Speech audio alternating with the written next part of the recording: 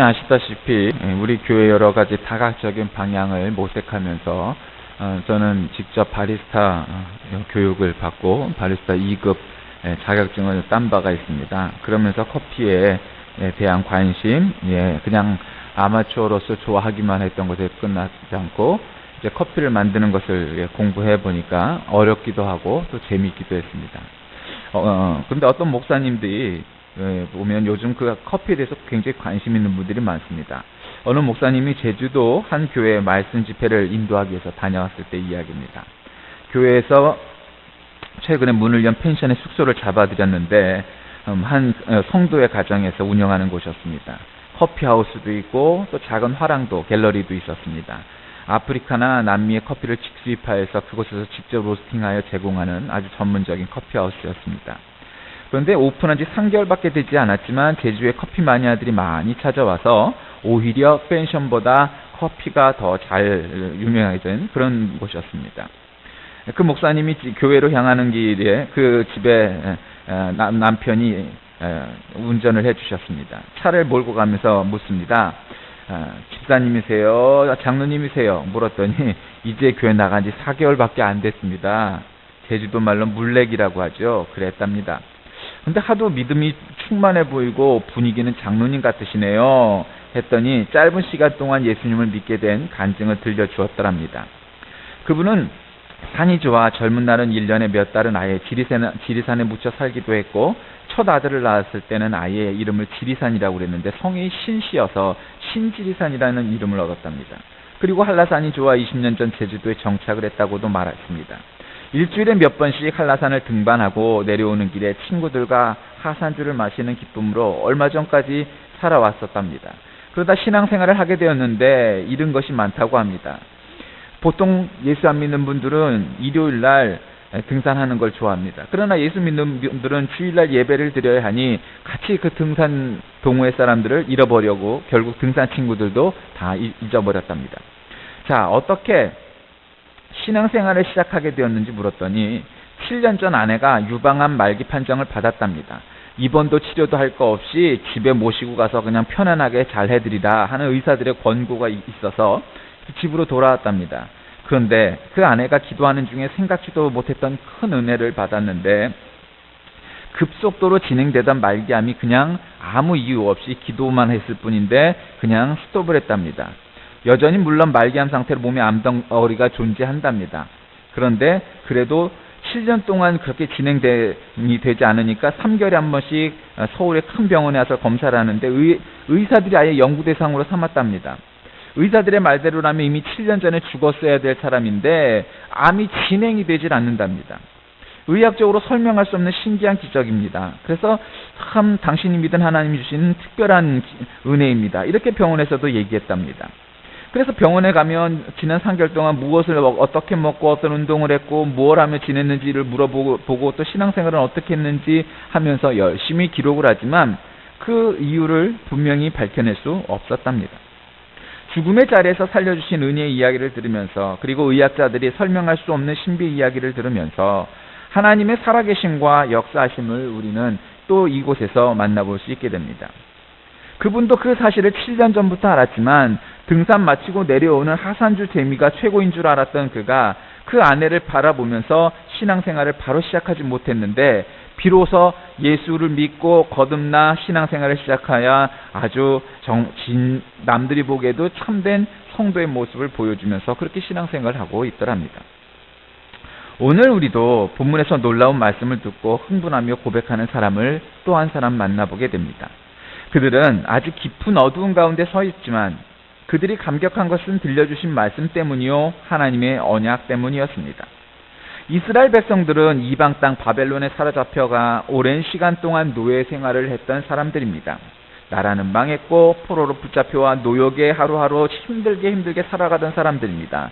그들에게는 희망도 이야기할 수 없었고 그들에게는 장밋빛 미래도 없이 한 많은 노예의 삶을 그저 꾸역꾸역 할 수 없이 살던 그런 사람들입니다. 그것은 자신들에 대해서 끝날 수 있는 그런 것, 그래서 이제 자기 자식 때에는 어떤 새로운 희망 혹은 소망이 있는가? 그런 것도 없었습니다. 대대로 그들은 바벨론에 머물며 이국 땅에서 노예 생활을 해야 되는 그런 생활, 그런 팔자로 영원히 살아갈 수밖에 없을 것 같은 그런 암담한 현실에 놓여 있었던 게 바로 바벨론 포로기의 이스라엘 사람들의 삶이었습니다. 생텍쥐베리 어린 왕자에 보면 주인공이 말하던 내용이 아주 깊은 여운으로 사람들에게 감동을 준 적이 있습니다. 세상에서 가장 어려운 일은 사람의 마음을 얻는 일이란다. 각각의 얼굴만큼 다양한 각양각색의 마음을 순간에도 수만 가지의 생각이 떠오르는 그 바람 같은 마음을 잡는다는 건 정말 어려운 거란다. 정말 그런 것 같아. 사람이 사람의 마음을 얻는 것만큼 힘든 일은 없을 겁니다. 내가 좋아하는 사람이 나를 좋아해 주는 건 기적이란다. 바람 같은 마음, 그 사람의 마음을 잡는 것도, 그것을 내 것으로 만드는 것도 힘든 일이라는 것은 작가의 해안이 가슴에 깊이 와닿으며 어느 누구도 그와 같은 글재주를 뽐낼 수는 없겠지만 그 글을 읽으면 공감하게 마련일 것입니다. 사람의 마음을 잡는 것도 어렵지만 전능하시고 공의로우신 하나님의 마음을 잡는 것, 하나님의 마음을 머물게 한다는 것은 그 얼마나 어려운 일이겠습니까? 하물며 하나님께 반역하고 우상을 숨기고 범죄한 사람들, 그래서 매를 맞을 수밖에 없는 사람들은 얼마나 어려운 일이겠습니까? 그런데 그러한 사람들을 하나님이 사랑하신다는 것은 정말 우리가 상상할 수 없습니다. 물론 우리도 쉽게 전능하신 하나님께서 무엇을 못하겠는가 라고 생각을 한다면 그럴 수 있습니다. 그런데 여러분, 만약 입장 바꿔 생각을 해서 내가 하나님이라고 가정을 해보십시오. 그러면 정말 이 꼴 저 꼴 이 모양 저 모양으로 있는 각양각색의 사람들, 각양각색의 목소리, 각양각색의 얼굴, 각양각색의 마음, 각양각색의 언행, 각양각색의 죄를 품고 있는 그 모든 사람들을 그저 뭉뚱그려서 이해하고 용서한다는 것, 여러분 결코 쉬운 일 아닐 겁니다. 그게 아무리 하나님이라도 말입니다. 내가 만약 하나님의 입장이라면 그거 쉬운 일 아니고 제 생각엔 저는 다 들어주고 다 용서해 줄 수 없을 것 같습니다. 그것 자체가 그래서 우린 은혜라고 표현하는 것이고 기적입니다. 불량품과 같은 존재, 심하게 훼손된 존재, 그것이 우리들의 모습인데 하나님께서는 우리를 무조건적으로 사랑하십니다. 그런 은혜 앞에서 우리는 고백할 수밖에 없는 겁니다. 내 잔이 넘치나이다. 여러분, 그 가족들, 친지들이 많은 여러분 가족들은 잘 압니다. 어느 날 가정에 첫 아이가 태어납니다. 그러면 그 아이가 얼마나 이쁜지 할아버지, 할머니, 삼촌, 이모, 고모 할 거 없이 다 그 아이를 이뻐합니다. 그러면서 그냥 얼르고 그 아이 때문에 어른들이 까꿍 우르르 까꿍 하면서 막 장난을 하고 그 근엄하던 할아버지의 얼굴 모습이 달라집니다. 그런데 둘째가 태어나면 어떻게 되겠습니까? 그 사랑이 둘째로 가는 것처럼 보입니다. 왜냐하면 둘째가 다 어리기 때문이죠. 아기는 그냥 가만히 있는 것만으로, 그래서 트림 한번, 방귀 한번 뀌어주고 오줌 싸고 똥 싸는 것 자체가 어른들 눈에는 그것은 기적입니다. 그리고 그것이 그 아이의 사랑스러움입니다. 그런데 여러분, 거기서 끝나지 않고 이제 또 사촌 동생이 생기고 또 생기고 그러면 어떻게 됩니까? 그 사랑이 점점 내려가는 듯합니다. 그리고 실제로 가장 어린 아이가 가장 이쁘고 귀여움을 받는 것도 사실입니다. 그런데 여러분, 잊지 말아야 할 것은 누구나 부모는 그 자식을 혹은 손주를 낳을 때 그 첫 손주, 첫 아들에 갖고 있는, 첫 아이에게 갖고 있는 사랑이 그 어린아이들 때문에 없어진 것처럼 보이지만 결코 없어지지 않는다는 사실을 기억해야 합니다. 어린아이는 어리기 때문에 더 사랑스럽고 잘못해도 용서하고 어리광도 더 많이 부리고 그렇지만, 그러나 또 큰아이는 큰아이 나름대로의 사랑이 있는 겁니다. 하나님은 우리를 보실 때 아마 그런 듯 싶습니다. 우리가 교회 안에서 목사니 장로니 권사니 집사니 하는 어떤 타이틀을 논하기 이전에 예수를 믿은 지 오래돼서 그저 하나님이 이제는 나를 잊어버리셨나 보다, 나에게는 큰 기적도 큰 은혜도 별로 그런 것들 나한테 주시지 않고 이제 처음 예수 믿은 사람, 몇 달 되지도 않은 사람, 몇 년 되지도 않은 사람은 오히려 그런 기적과 같은 일을 맛보고 체험하는 것을 보게 되는 경우가 종종 있기 때문입니다. 그런데 여러분, 우리가 잊지 말아야 할 것은 우리가 믿은 지 오래돼서 어쩌면 하나님을 첫사랑과 같은 마음으로 품고 사랑하지 않기 때문에 오히려 그런 것이지, 하나님이 우리를 잊어버리시고 하나님이 우리를 지워버리셔서 그런 것은 아니란 사실을 기억해야 됩니다. 오히려 새로 예수를 믿은 사람은 하나님, 여러분 기억나시지 않습니까? 하나님 처음 만나고 혹은 방언을 받고 막 예수님 처음 만났을 때, 와, 뭐 이런 게 다 있지? 야, 말로만 듣던, 성경으로만 듣던, 설교로만 듣던 하나님이 정말 살아계시구나, 하나님이 정말 존재하시는구나, 기도했더니 응답해 주시고 나한테 방언도 내려주시고 나에게 오셔갖고 나를 터치해 주시고 나를 만져주시고 나에게 말을 걸어주시는구나, 그건 말입니다. 그런데 그것이 한 번, 두 번, 1년, 2년 가다 보니까 하나님이 살아계시고 그 하나님이 나에게 인격적으로 다가오시고 1대1로 나를 찾아오신다는 사실 자체가 별것 아닌 것처럼 여겨지지 않습니까? 마치 연인들이 처음 만나 사랑을 나눌 때는 손 한 번 잡기가 침을 꼴까닥 넘겨가면서 잡을까 말까 뭐 이렇게 밀당을 하는 것처럼 그렇게 힘들게 한 번 손을 붙잡고 뽀뽀 한 번 하고 그러지만, 결혼 생활을 시작해서 하면은 그거는 별것도 아닌 것처럼 여겨지게 무디어지는 것처럼 말입니다. 그런데 여러분, 다시 본문으로 돌아가서 오늘 지금 본문에 나오는 이 사람들은 바로 바벨론의 포로로 붙잡혀간 이스라엘 사람들이고, 그들에게는 캄캄한 하늘, 껌껌한 하늘밖에 없어 보이는 그런 사람들이었습니다. 그런데 여러분, 꼭 그 사람들만 그랬던 것이 아니라 2차 세계대전 때 유대인들, 나치에 의해서 600만 명이 죽었다고 알려져 있는 그 유대인들도 마찬가지였습니다. 여러분, 너무 유명한 예화여서 목사님들이 여러 번 설교 예화로 드는 그 설교 아시지 않습니까? 유대인들이 그렇게 핍박을 받다가 어느 날은 십자가에 매달렸는데, 그 중에 하나는 이제 IT를 채벗지 못한 아주 그런 어린아이가, 소년이 십자가에 매달렸습니다. 그때 이스라엘 사람 유대인들이 탄식을 하지 않습니까? 아니, 과연 하나님은 어디에 계시는가 하고 탄식을 하자, 그때 어느 한 사람이 말했습니다. 하나님은 바로 저 십자가에 달리셨다 라고 말입니다. 그와 같은 고통을 지금 이 성경 본문에 나오고 있는 바벨론에 있는 이 유대 사람들도 겪고 있었던 것입니다. 그들은 여전히 고난 가운데 있습니다. 그들 앞에는 문제가 있습니다. 아픔 가운데 있습니다. 답답함에 울타리에 둘러싸여 있습니다. 그런데 그 하나님이 말씀하십니다. 희망을 이야기할 수 없는 그런 자리에 있을 때 하나님의 말씀이 우리에게 오기를, 내가 네 손을 잡아 너를 보호하며 이방의 빛이 되게 하리라. 내가 네 손을 잡아 너를 보호하며 이방의 빛이 되게 하리라. 여러분, 하나님이 앞도 보이지 않는 캄캄한데 우리에게 약속해 주셨습니다. 그럼 뭐 옛날 어느 코미디언의 유행어처럼 뻥이야? 그러고 말만한 일인가요? 우리 눈앞에 아무것도 보이지 않으니까 에이, 말도 안 되는 일을. 여러분, 세상에 말도 안 되는 일 한두 번 안 겪어보셨습니까? 그런데 전능하신 하나님께서 오늘 본문 말씀에 암담한 이스라엘 사람들, 암담한 유대인들에게 내가 네 손을 잡아 너를 보호하며 이방이 빛이 되게 하리라 하는 약속을 주십니다. 여러분, 그 캄캄함 속에서 빛은 희망이요 생명이요 내일입니다. 그래서 어두운 땅에 빛이 나타나는 메시지는 바로 그 자체가 축복이요 은혜입니다. 그래서 소설의 철학으로 평가되고 있는 소설의 이론에서 게오르고 루카치는 말하기를, 별이 빛나는 밤하늘을 보고 갈 수가 있고 또 가야만 하는 길의 지도를 읽을 수 있던 시대는 얼마나 행복했던가, 그리고 별빛이 그 길을 훤히 밝혀주던 시대는 얼마나 행복했던가, 갈 수 있고 또 가야만 하는 길의 지도의 몫을 하늘의 별이 수행해 준다는 것은 정말 중요하다. 그래서 세계는 아득하나 자기 집과 같다.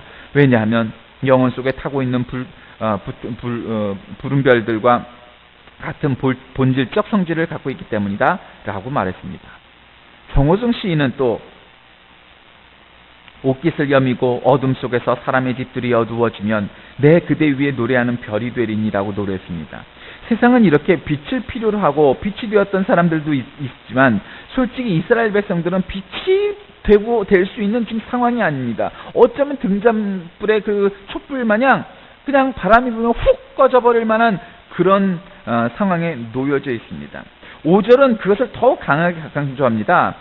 하늘을 창조하여 펴시고 땅과 그 소산을 내시며 땅 위의 백성들에게 호흡을 주시며 땅에 행하는 자에게 영을 주시는 하나님 여호와께서, 하나님이 이스라엘의 공급자이시며 모든 것을 지탱해 주신다는 주권자가 되신다는 사실을 지금 강조합니다. 여러분, 결국 믿음이 뭡니까? 하나님이 모든 것의 주인이라는 사실을 고백할 수 있으며 하나님이 모든 것을 주관하고 계시다는 사실을 내가 고백할 때 그게 믿음 아니겠습니까? 여러분은 정말 하나님이 여러분을 만드시고 여러분에게 모든 능력을 주셨으며 모든 소유가 하나님이 주인이시라는 사실을 믿으십니까?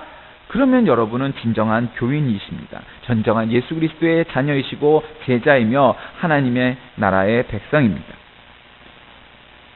그때 하나님께서 내 마음에 기뻐하는 종이라고 성경은 기록하고 있습니다. 그 하나님을 발견한 사람들에게 주시는 약속이 있습니다. 그것은 먼저 이방의 빛이 되게 하시겠다라고 약속하셨습니다. 그들은 지금 빛이 아닙니다. 어둠 속에 있습니다. 그런데 깊은 흑암 가운데 허덕이고 있는 존재들에게 하나님은 빛이 될 수 있다라고 말씀하십니다. 이렇게 말도 안 되는 일이 있겠습니까? 오늘 설교의 제목이 그대 무엇을 보는가입니다. 여러분, 어느 한 사람이 정말 낭만 가운데 있었습니다. 어렸을 적 한 마을의 어른이 너는 세상의 별이 될 거야 라고 말했답니다. 그런데도 자기가 일생을 살면서 어려운 일이 너무도 많았답니다. 몸도 약했고 하는 일도 실패도 많았답니다. 그런데 어느 날 나는 내가 언제 빛이 될까라고 생각을 했는데 어느 날 보니 사람들이 자기를 빛이라고 추앙하고 있던 사람이랍니다. 내가 기억하는 것은 실패한 일, 좌절한 일, 이런 쓰라린 나쁜 기억밖에 없는 것 같은데 결국 그 사람이 남에게 빛을 비추어주는 사람이 되었다는 겁니다. 여러분, 사실 태양은 빛나 보이지만 사실은 그 태양은 그 속에서 얼마나 부글부글 끓기 때문에 많은 사람들에게 빛을 제공해 줍니까? 그러나 정작 그 태양은 부글부글 끓고 있고 참으로 아주 높은 온도에서 타고 있는 그런 존재 아니겠습니까?